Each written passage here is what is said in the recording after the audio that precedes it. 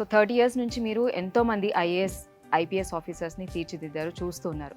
So pattern ఎలా ఉంది? ఎప్పుడో 2011లో చేంజ్ అయిందని విన్నా నేను. సో ఇప్పుడు ఎలా ఉంది సార్?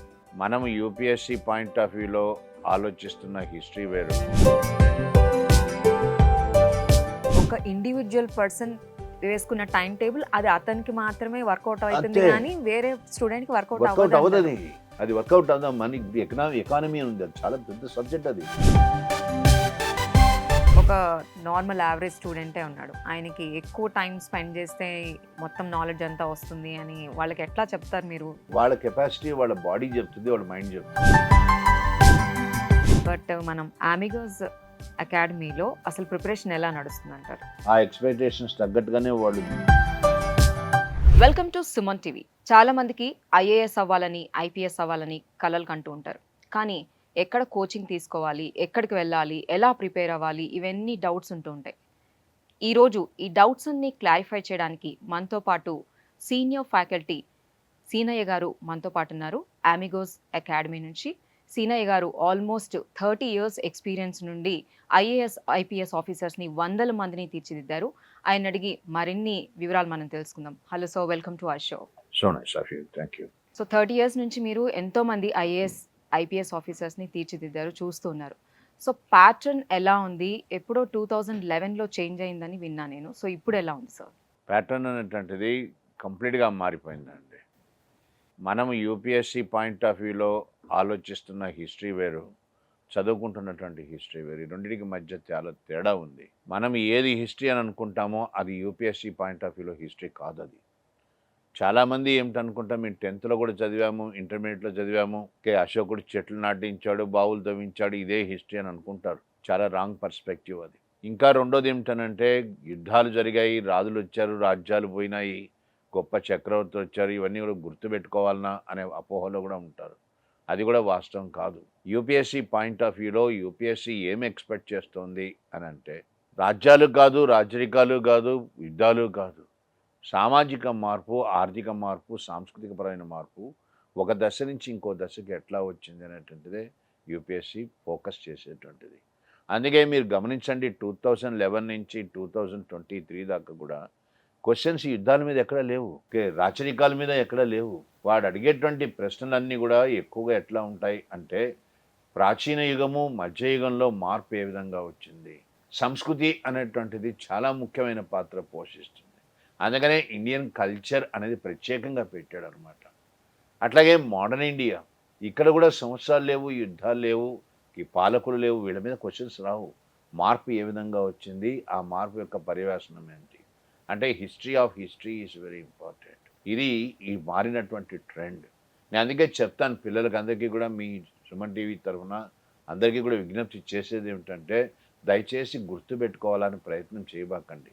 ఎక్కడికి వెళ్ళినా పిల్లలు అడిగే ప్రశ్న ఏంది, సార్ ఇది చదువుతున్నాము, అవి చదువుతున్నాము, కానీ ఏది గుర్తుండట్లేదు, గుర్తు పెట్టుకోవాలా అనే ప్రయత్నం చాలా ప్రమాదకరమైంది. మనిషి మైండ్ మీద చాలా లిమిటేషన్స్ ఉంటాయి, నువ్వు అర్థం చేసుకో చాలు.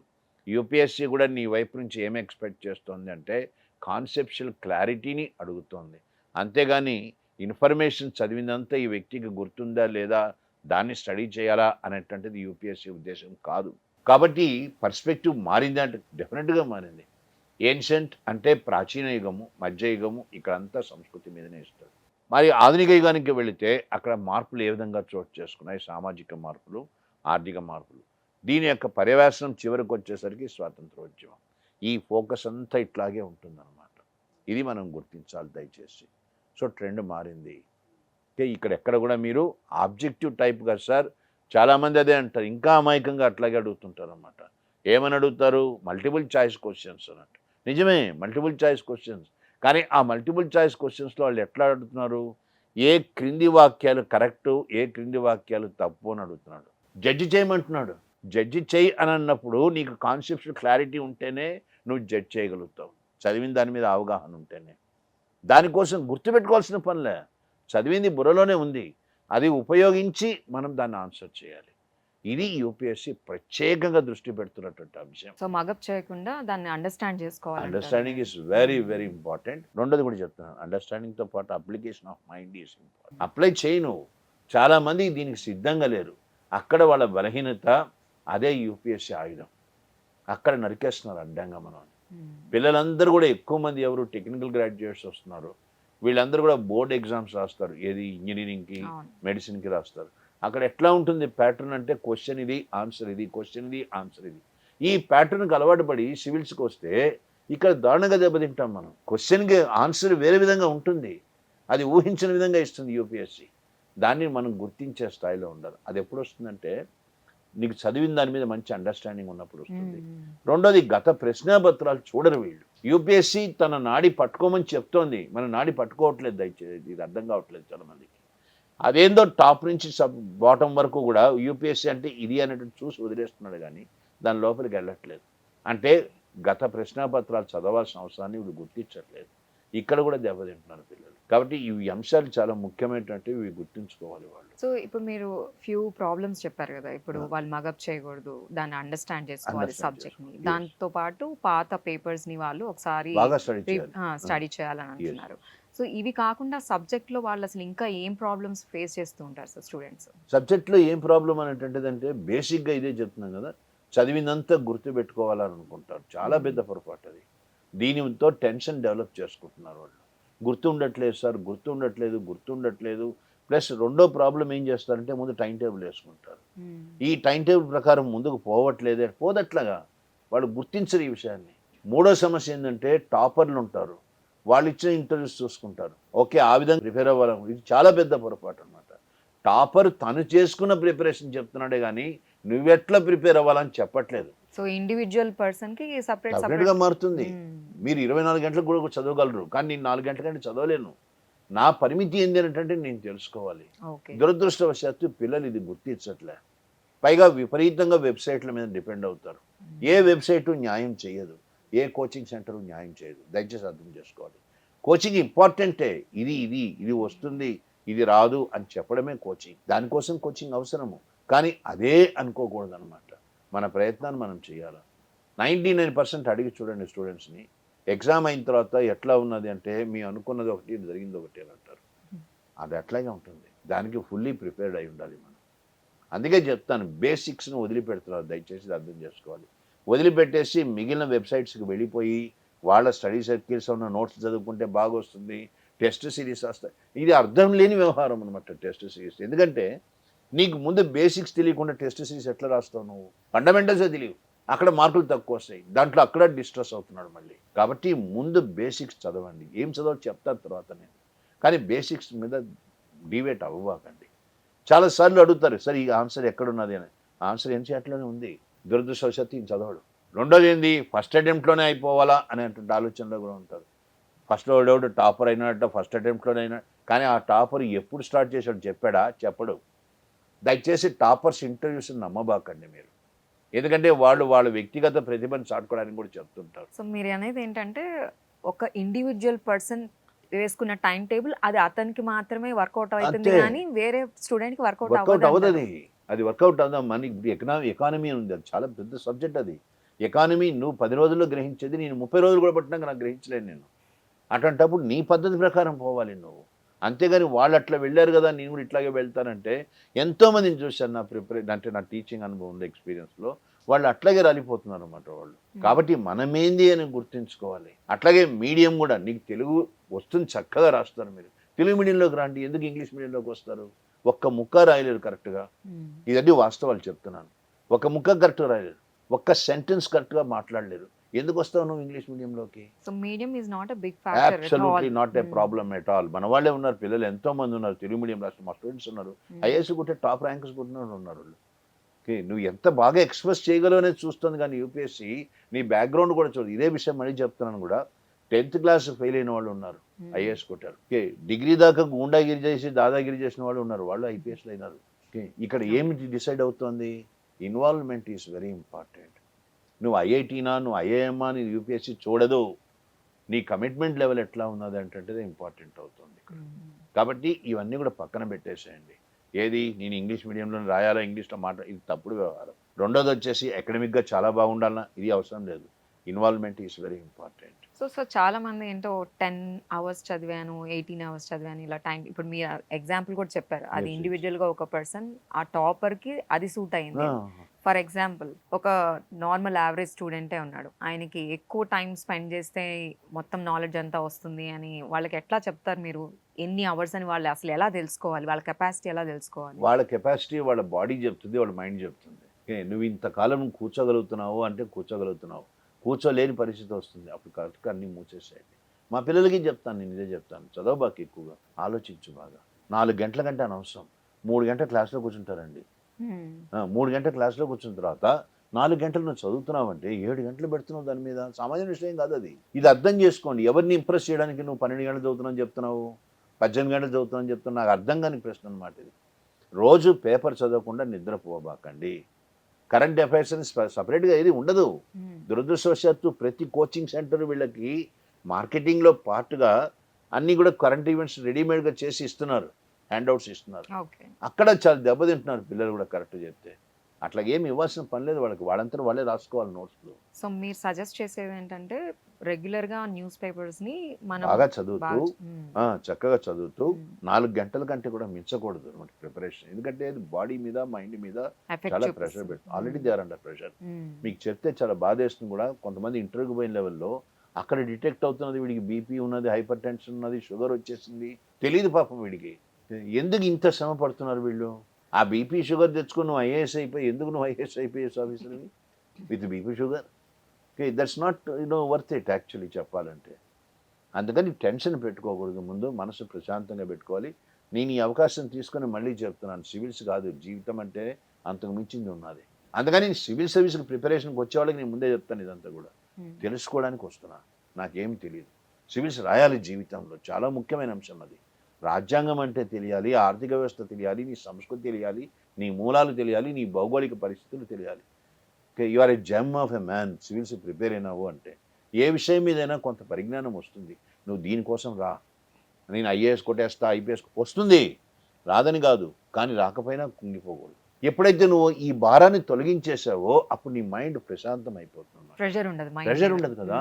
ఇప్పుడు మా స్టూడెంట్ ఉన్నాడు ఒకడు, రాజ్ కుమార్ అని చెప్పేసి, అతను ఆడుతూ పాడుతూ రాసేవాడు అనమాట. చక్కగా హాయిగా సంతోషంగా ఉండేవాడు. సార్ వస్తే వస్తుంది, లేకపోతే వేరే ఆల్టర్నేటివ్స్ ఉన్నాయి సార్. ఆయన ఆపారా సర్వీస్లోకి రాకుండా? చెప్పండి. శివశంకర్ కూడా ఇట్లాగే ఉండేవాడు, ఐఏఎస్ అతను మహారాష్ట్ర కాడు. ఓకే, చాలా ప్రశాంతంగా ఉంటుంది మనసు, ఎప్పుడు కూడా అట్లాగే ఉంటాడు, కంపోజ్డ్గా ఉంటాడు. వాళ్ళు ఏం చేశారు, వాళ్ళు తమ ప్రయత్నం చేశారు అంతే. ఇది రాకపోతే ఎట్లా కానీ రోజులు రాత్రులు ఏడుస్తూ కూర్చోలేదు, టెన్షన్ నెత్తి మీద పెట్టుకొని క్యారీ ఆన్ చేయలేదు. టెన్షన్ ఎప్పుడైతే వస్తుందో అప్పుడు నీ మైండ్ పనిచేయదు, అది మొదటికే ప్రమాదం అయిపోతుంది. సో మనం ఇప్పుడు టెన్షన్, ప్రెషర్, ఇవన్నీ స్ట్రెస్ ఇవన్నీ మాట్లాడుకుంటున్నాం కదా, అండ్ బీపీ అంటున్నారు, షుగర్, బ్లడ్ ప్రెషర్ ఇవన్నీ మాట్లాడుకుంటున్నాం కదా. ఇవన్నీ లేకుండా వాళ్ళు ప్రశాంతంగా ఉండాలి అని అంటే ఏదైనా టిప్స్ చెప్పగలుగుతారా? నేను అదే చెప్తాను కదా, ప్రశాంతత అంటే నిష్కామ కర్మ అంటాం మేము. అర్థమైందా? నా పని నేను చేస్తాను, నాకు రిజల్ట్ మీద అవగాహన అవసరం లేదు. నా పని ఏంటి? అండర్స్టాండ్ చేసుకోవడమే నా పని, తెలియంది తెలుసుకోవడమే నా పని. ఇది ఇష్టంగా చేస్తున్నాను, నాకు తెలియదు చాలా వరకు. క్లాస్కి వచ్చినప్పుడు చెప్తాను పిల్లలకి, మనకి ఏమీ తెలియదు అనుకుని రండి. ఇప్పుడు నేను మా పిల్లల దగ్గర నేర్చుకుంటాను చాలా. ఇప్పుడు చాలా బ్రిలియంట్ గైడ్స్ ఉన్నారు క్లాస్లో, వాళ్ళు చెప్పేవి నేను చాలా విషయాల్లో నేను చాలా ఇంప్రెస్ అవుతాను కూడా. అట్లాగే మనం లెర్నింగ్ ప్రాసెస్లోకి వెళ్తున్నాం మనం. ఇప్పుడు ఎవరినన్నా అడిగితే ఒక పాయింట్ ఒప్పుకుంటారు అందరూ, అదేమిటంటే సివిల్ సర్వీస్లో జాయిన్ కాకముందు, కోచింగ్ ముందు వాళ్ళ పరిస్థితి ఏంటి, మానసిక స్థితి ఏంటి, కోచింగ్ అయిన తర్వాత వాళ్ళ మానసిక స్థితి ఏంటి. There is lot of change. నేను I want this change to be genuine change, more for the change sake, not for service sake. Service you will get it 100%. అంతా మన చేతిలో లేదు. 5th అటెంప్ట్లో సర్వీస్ కొట్టిన వాళ్ళు ఉన్నారు, లక్ కూడా ఉంది ఇక్కడ. కాబట్టి దాని గురించి నువ్వు బాధపడబాకు, నీ చేతిలో ఏముందో అది చెయ్యి. సార్ మీరు మాటల్లో ఇంగ్లీష్ మీడియం, తెలుగు మీడియం, దీని గురించి మీడియం గురించి మాట్లాడుతూ ఉన్నాం కదా. సో మీడియం అనేది అసలు నాట్ ఫ్యాక్టర్ అని అంటున్నారు.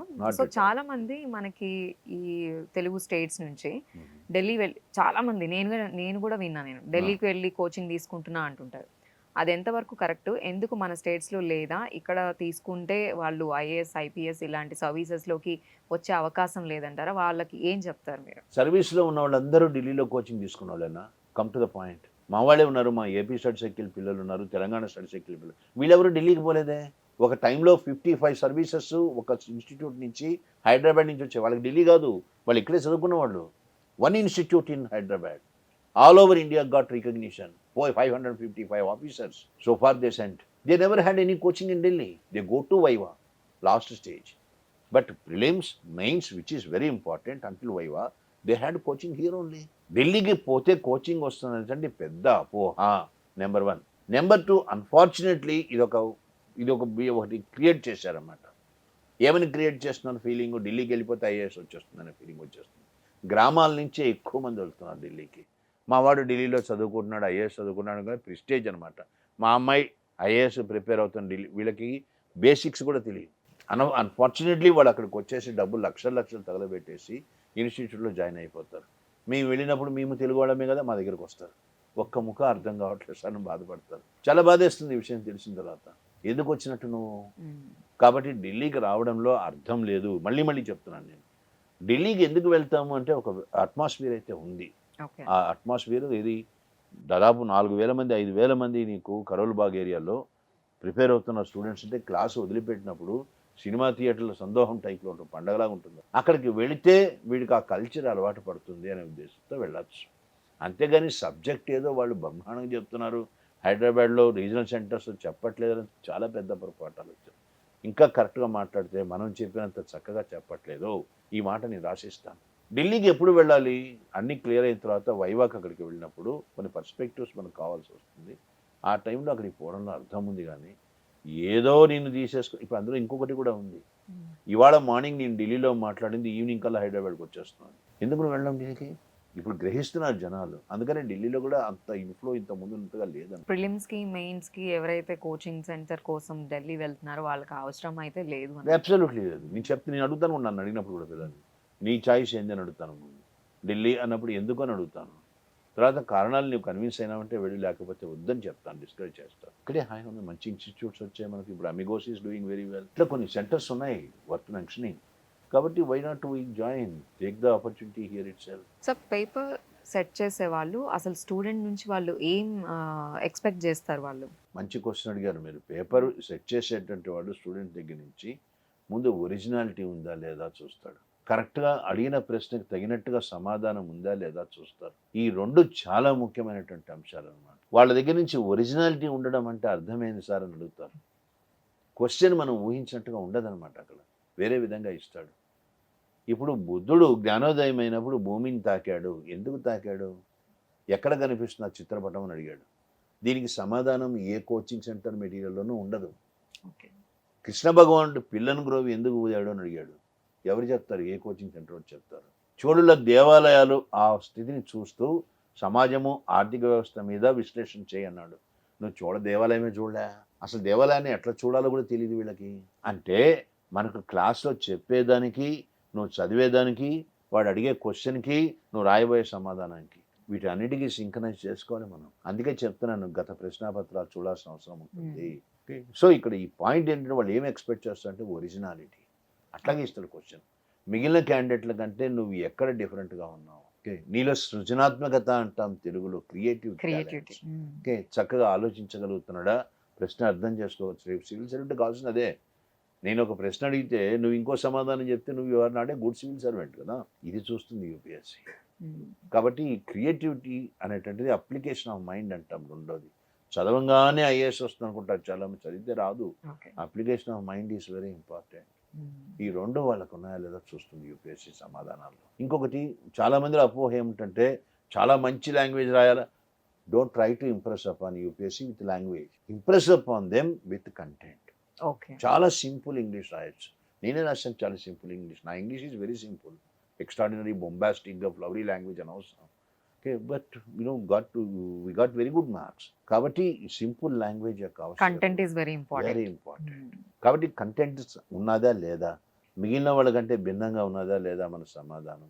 రెండోది, క్రియేటివ్ టాలెంట్స్ ఉన్నాయా లేదా. అన్నిటికీ మించి ఎదురు కూడా అడుగుతారు, సార్ క్రియేటివ్ అని అడుగుతారు. How will I be creative? When you are involved you are very creative. Involvement is very important.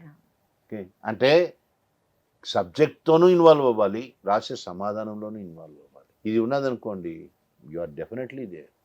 నేను ఒక ఎగ్జాంపుల్ చెప్తాను. ఒక కలకత్తా అమ్మాయి స్క్రిప్ట్ రాసి పంపించింది. అది మన వాళ్ళకు చూపించాను నేను. ఎంత అద్భుతంగా రాసిందంటే అంత అద్భుతంగా రాస్తున్నామంట.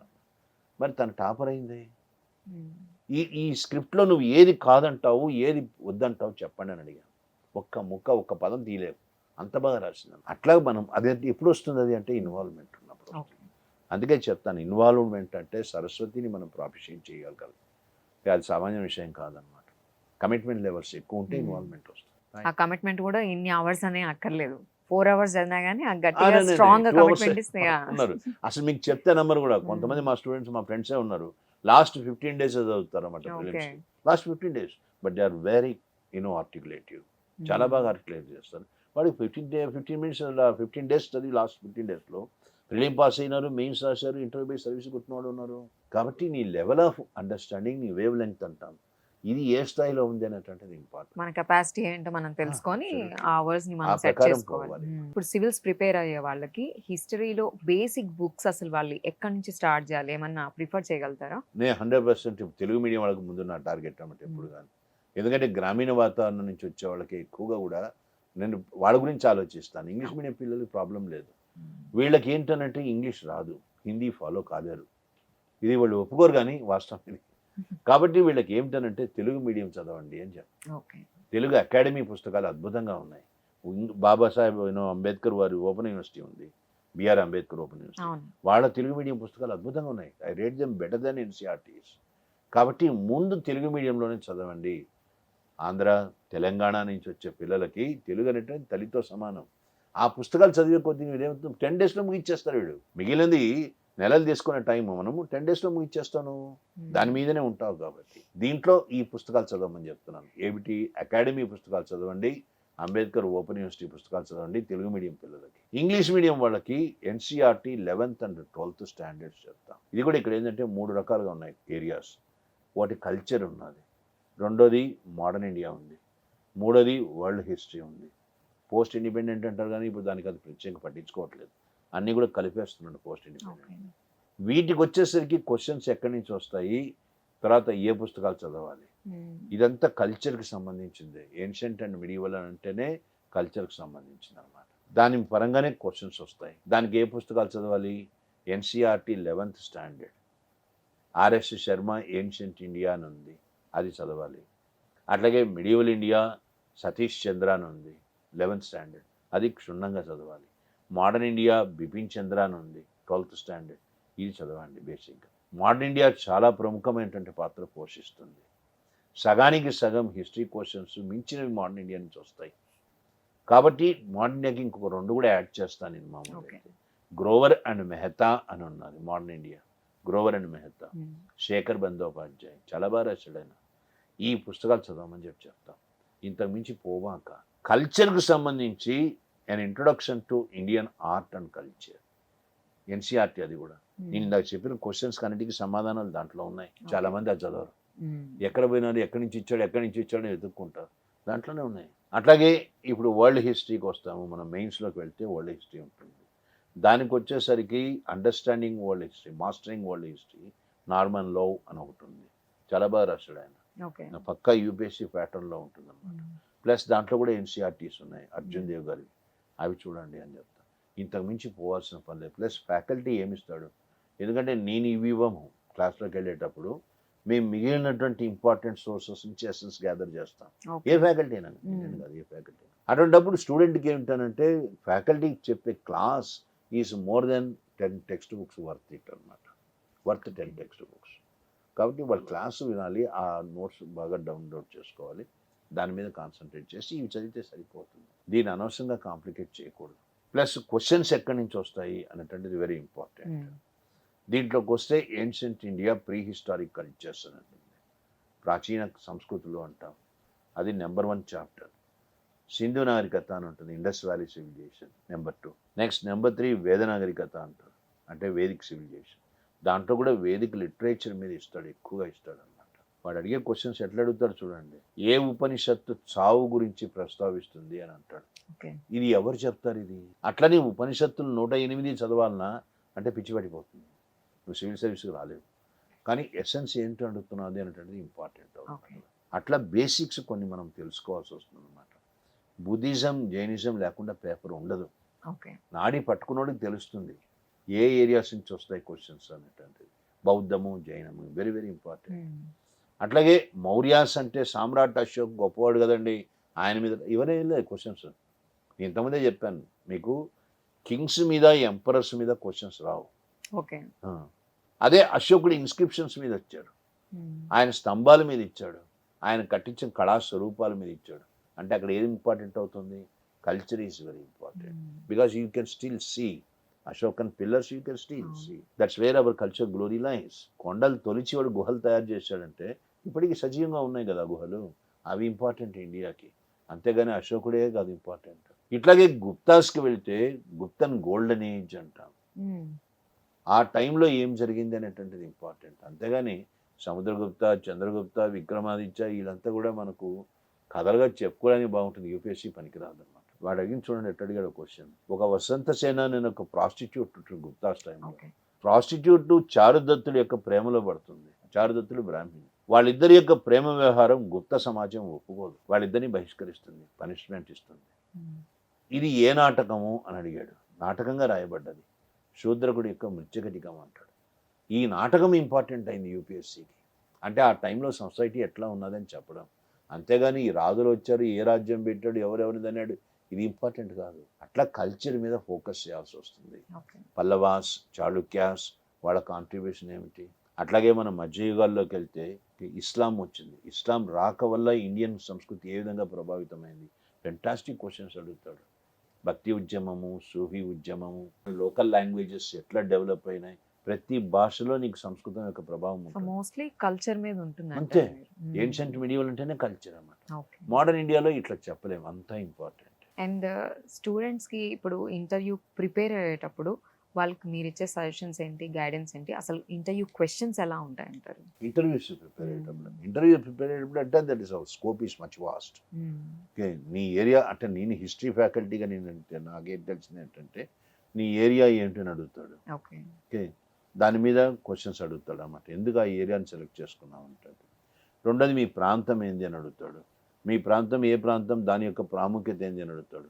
మీ ప్రాంతానికి చెందినటువంటి గొప్ప స్వాతంత్ర యోధుడు ఎవరైనా తెలుసా, లేకపోతే ఆ ప్రాంతంలో ఉన్న హిస్టారిక్ పర్సనాలిటీ ఎవడో తెలుసా, ఇట్లా అడుగుతాడు. నీకు హిస్టరీలో మోస్ట్ పాపులర్ నీ ఫేవరెట్ ఎవడో అని అడుగుతాడు. ఎందుకు ఫేవరెట్ అయినాడు నీకు అని అడుగుతాడు. ప్లస్ కాంట్రవర్సీస్ వస్తున్నాయి ఈ మధ్యకాలంలో. సింధు నాగరికత పేరు మార్చడం ఒక కాంట్రవర్సీ. ఆర్యులు అసలు రానే లేదనేటువంటి మనం ఇప్పుడు ప్రూవ్ చేసేసాము. ఇదంతా పాతకాలంలో ఆర్యులు వచ్చారు, ధ్వంసం చేశారు, ఇవన్నీ కూడా పక్కకు పోతున్నాయి అన్నమాట. వీటి మీద నీ అభిప్రాయాలు ఏందని అడుగుతాడు. చాలా కాంప్లికేటెడ్ క్వశ్చన్స్ ఉన్నాయి. పెద్ద పెద్ద చరిత్రకారు కూడా ఇప్పుడు సైలెంట్ అయిపోయినారు అన్నమాట. వాటన్నిటి మీద మనకు అండర్స్టాండింగ్ అవసరం అవుతుంది కొంతవరకు. కానీ ఏ అండర్స్టాండింగ్ అయినా కానీ బయాస్ పనికిరాదు. రాజ్యాంగం ఏం చెప్తుందో ఆ పరిధిలోనే సమాధానం చెప్పాలి. ఒక పార్టీ తత్వానికి అనుగుణంగా నువ్వు సమాధానం చెప్పడానికి ప్రయత్నం చేయకూడదు. ఇది గుర్తుంచుకోవాలి. ఏది వైవల్ లెవెల్లోకి వస్తే ముందు అక్కడి దాకా రావాలంటే ఇవి ఇంపార్టెంట్ కదా, ఇవి చాలా ఇంపార్టెంట్. సార్, ఈ 30 yearsలో మీరు చాలా మంది స్టూడెంట్స్ని చూసారు కదా, ఈ సివిల్స్కి ప్రిపేర్ అయ్యే వాళ్ళని. అందులో మీకు బాగా గుర్తుండి ఒక మెమరీ లాగా ఉండే ఎవరైనా స్టూడెంట్ గురించి ఏమైనా చెప్తారా మీరు? నేను అనంతపూర్లో క్లాస్ చెప్తున్నప్పుడు ఒక స్టూడెంట్ వాళ్ళ నాన్న వచ్చారు. వాళ్ళ బేదరికం అనమాట, కరెక్ట్ చెప్పాలి. ఓకే. ఆ బాబుని తీసుకొచ్చి ఇక్కడ పెట్టి ఇక్కడ సపోర్ట్ చేసి చాలా విధంగా సపోర్ట్ చేశాను, అన్ని విధాలు సపోర్ట్ చేశాను. ఎందుకంటే వాళ్ళ స్పార్క్ ఉంది, వాడు ఖచ్చితంగా ఐఏఎస్ వస్తాడు తెలుసు మాకు. వాడు ఫస్ట్ అటెంప్ట్ ఐఆర్ఎస్ కొట్టాడు, గ్రాడ్యుయేట్. సెకండ్ అటెంప్ట్కి వచ్చేసరికి ఆల్ ఇండియా ర్యాంక్ కూడా కొట్టాడు, ఐఏఎస్ అయినాడు. బాగా గుర్తుండిపోయేటువంటి అనుభవం ఇదండి. అట్లాగే కొంతమంది పిల్లలు ఉన్నారు, ఇప్పుడు 4 సార్లు ఇంటర్వ్యూకి పోయినాడు, సర్వీస్ రాలేదు, చాలా డిప్రెస్ అయిపోయినాడు. అతను వెన్నుదట్టి మేము చాలా జాగ్రత్తగా నర్చర్ చేసామన్నమాట. అతను ఐపీఎస్ అయినాడు. ఇప్పటికీ అంటాడు ఐపీఎస్ అయినానంటే కూడా రోజు నేను అనుకుంటుంటాను సార్ అని. నమ్మలేని విషయం అన్నాను. అట్లాగే ఒక అమ్మాయి వచ్చింది, చాలా డిప్రెషన్లో ఉందన్నమాట, డొమెస్టిక్ ప్రాబ్లమ్స్ అన్నీ కూడా. తనని బాగా మనము కన్సోల్ చేసి తను మోటివేట్ చేసి తను సివిల్ సర్వీస్ కూర్చోబెడితే ఇప్పుడు తను ఐఆర్ఎస్ అయిందన్నమాట. ఇట్లా ప్రాబ్లమ్స్ అనేటువంటివి అందరికీ ఉంటాయి, చెప్పుకోలేరు కొంతమంది బయటకు చెప్పుకుంటారు. ఓకే, కానీ ప్రాబ్లమ్స్ లొంగిపోతావా, ప్రాబ్లమ్ని ఎదుర్కొని నువ్వు విజయం సాధిస్తావా, దిస్ ఈజ్ ద క్వశ్చన్. ఇట్లా ఉన్నాయి, ఎన్నో ఉన్నాయి, చాలానే ఉన్నాయి. ఓకే, నేను ఈ విషయమే ప్రధానంగా ఎందుకు చెప్తానంటే వాడికి ఏ సపోర్ట్ లేకపోతే వాడు ఎక్కడో ఉండిపోయేవాడే. కానీ వాడికి పరిస్థితి అనుకూలించింది, సపోర్ట్ వచ్చింది. ఇంకొక అతను ఉన్నాడు, లోకరత్నం అనే వాళ్ళ పాత స్టూడెంట్ అనమాట. మేము ఎంట్రన్స్ కండక్ట్ చేసి పిల్లల్ని చేసుకునేవాళ్ళం ఏపీ స్టడీ సర్కిల్కి. అది అట్లాంటి సంస్థ మళ్ళీ లేదు. అదే ఇప్పుడు తెలంగాణ స్టడీ సర్కిల్ అయింది. ఇందాక నేను చెప్పాను మీకు, 450 నుంచి 550 మంది స్టూడెంట్ ఆఫీసర్స్ పంపించిన. ఆ ఎంట్రన్స్ ఎగ్జామ్కి హాల్ టికెట్లో ఫోటో పెట్టడానికి కూడా లేదు ఆయనకి. కాళ్ళకి చెప్పులు కూడా లేవు రాయడానికి వచ్చినప్పుడు. ఓకే. అంత బెదిరికం అనమాట తెలంగాణ స్టూడెంట్. తర్వాత చాలా పెద్ద పొజిషన్కి వెళ్ళాడు ఆయన ఐటీలో. ఇట్లాంటి వాళ్ళని మా కళ్ళతో నేను చూసిన వాళ్ళని చెప్తున్నాను మీకు. కాబట్టి ఇంకో మా ఫ్రెండే ఉన్నాడు సత్యనారాయణ అని, ఇప్పుడు ఐఏఎస్ ఉన్నాడనమాట. ఆయన చాలా కష్టాలు పడ్డాడు అనమాట. సో కష్టాలు ఏంటంటే అందరికీ వస్తాయి, అనిశ్చిత అందరికీ ఉంటుంది, అన్సర్టనిటీ. బాయ్స్ అండ్ గర్ల్స్ ప్రేమతో చెప్తున్నాను, మనం కష్టాలకు లొంగకూడదు, ఎదురీదాల్సిందే. లొంగిపోయినామంటే కొట్టుకొని పోతాం. అట్లా కాకుండా దాన్ని ఎదురీదే ప్రయత్నం చేయడానికి శక్తి ఇస్తాడు భగవంతుడు నీకు. దాన్ని పుణికి పుచ్చుకొని సక్సెస్ తెచ్చుకోవాలి. ఇక్కడ సక్సెస్ మీద కంటే కూడా ఆ ప్రయత్నం మీద దృష్టి పెట్టండి. ఓకే. భారతదేశాన్ని జయించడానికి వచ్చిన వాళ్ళకి పెద్ద పెద్ద సైన్యాలు లేవు, కానీ వాళ్ళ దృష్టి దాని మీదనే ఉండేది. అక్కడ వాళ్ళు విజయం సాధించారు. మన దగ్గర సైన్యాలు ఉన్నాయి, అన్నీ ఉన్నాయి, పోరాట పటిమ బ్రహ్మాండంగా ఉంది, కానీ వీళ్ళలో నిబద్ధత లేదు, అందుకని ఓడిపోయినాం. సో మరి ఈ ఢిల్లీ గురించి ఇవన్నీ మాట్లాడుకున్నాం మీడియా మీదంతా. బట్ మనం అమిగోస్ అకాడమీలో అసలు ప్రిపరేషన్ ఎలా నడుస్తుంది అంటారు? అమిగోస్ పెట్టి ఇప్పటికి 2-3 ఏళ్ళు అయింది. ఈ 2-3 ఏళ్లలోనే ఎక్స్పెక్టేషన్స్ ఆర్ వెరీ హై. ఆ ఎక్స్పెక్టేషన్స్ తగ్గట్టుగానే వాళ్ళు they are coming up very well. నా అనుభవం ఏంది, నేను చెప్పాను ఇక్కడ మాన్ ఇండియా కవర్ చేశాను వాళ్ళకి, అంతకుముందు ఇంకా మీరు కొన్ని ఏరియాస్ కూడా కవర్ చేశాను. Thorough professional. నేను ఢిల్లీకి పోలేనందువల్ల నష్టపోతున్నానేమో అనే ఆ బాధ ఎక్కడ రాకుండా ప్రతి అంశంలో కవర్ చేస్తున్నారు. చూడండి వాడు మ్యాగజైన్స్ చూడండి, ఆ కవర్ పేజీ కానీ, తర్వాత కంటెంట్ కానీ, తర్వాత డివైస్ చేసినట్టు ప్లానింగ్ కానీ, దే ఆర్ నో లెస్. ఇంకా కొన్ని విషయాలు నేను చెప్పాను కూడా వాళ్ళకి, మీ magazine I rate that better than this అని. వీళ్ళకి నేను సజెషన్ కూడా ఇచ్చాను, మీరు ఢిల్లీకి వెళ్ళి ఆ మ్యాగజైన్స్ని సర్క్యులేట్ చేయండి అని చెప్పి. ఇప్పుడు మ్యాగజైన్ చేతిలో ఉన్నదంటే పిల్లవాడికి ఇంకంతకంటే ఇంకేం అవసరం ఉన్నదండి. టీం కూడా ఇప్పుడు ఢిల్లీలో ఎవరైతే మంచి ఫ్యాకల్టీ ఉన్నారో వాళ్ళని పిలిపిస్తున్నారు. సో ఎక్స్పర్ట్ టీం అనేటువంటిది ఉంది, మెటీరియల్ను డెలివరీ చేస్తున్నావు, ప్లస్ కాన్స్టెంట్ మానిటరింగ్ జరుగుతుంది, మెంటర్షిప్ ఉన్నది. ఈ 4 ఉన్నాయి అన్నప్పుడు what way Delhi is different. Perhaps నాకు తెలిసినంత వరకు అమిగోస్ అంత రిగరస్ యాక్టివిటీ చాలా ఎక్కువ ఉంది, రిగరస్గా ఉంది. ఇప్పుడు ఈ ప్రజల్లో కూడా ఆ పేరు వస్తుంది అనమాట. ఎవరైనా కానీ అడ్మిషన్ గురించి మాట్లాడుతున్నారంటే that is definitely gaining currency, బాగా పాపులారిటీ వస్తుంది. Should go. ఎందుకంటే సమస్య ఏంటంటే పాపులారిటీ రావడం సమస్య కాదు, నిలబెట్టుకోవడం ఇంపార్టెంట్. దాని మీదనే ఫోకస్ చేస్తున్నారు వాళ్ళు బాగా, and it's doing very well, it's good. కాబట్టి నేను అక్కడికి రావాల్సిన పని ఉన్నదా అంటే చాలామంది నాకు చెప్పాను, నేను రావద్దనే చెప్తాను నేను, ఎందుకంటే ఇక్కడ బెటర్ కోచింగ్ సెంటర్స్ ఆర్ అంటే యు మీన్ ఢిల్లీకి రానవసరం లేదు, అబ్సల్యూట్లీ హైదరాబాద్లోనే 100% with conviction I am telling, conviction. చూసాం కదా మనం, సివిల్స్కి ప్రిపేర్ అవ్వాలంటే ఢిల్లీ దాకా వెళ్ళాల్సిన అవసరం లేదు, ఇక్కడ హైదరాబాద్లోనే అమిగోస్ అకాడమీ ఉందంటున్నారు మన సీనియర్ ఫ్యాకల్టీ సీనయ్య గారు. ఈ వీడియో చూసినట్లయితే మీకు నిజంగా నచ్చినట్లయితే కామెంట్ సెక్షన్లో కామెంట్ చేయండి. Thank you so much. Stay tuned.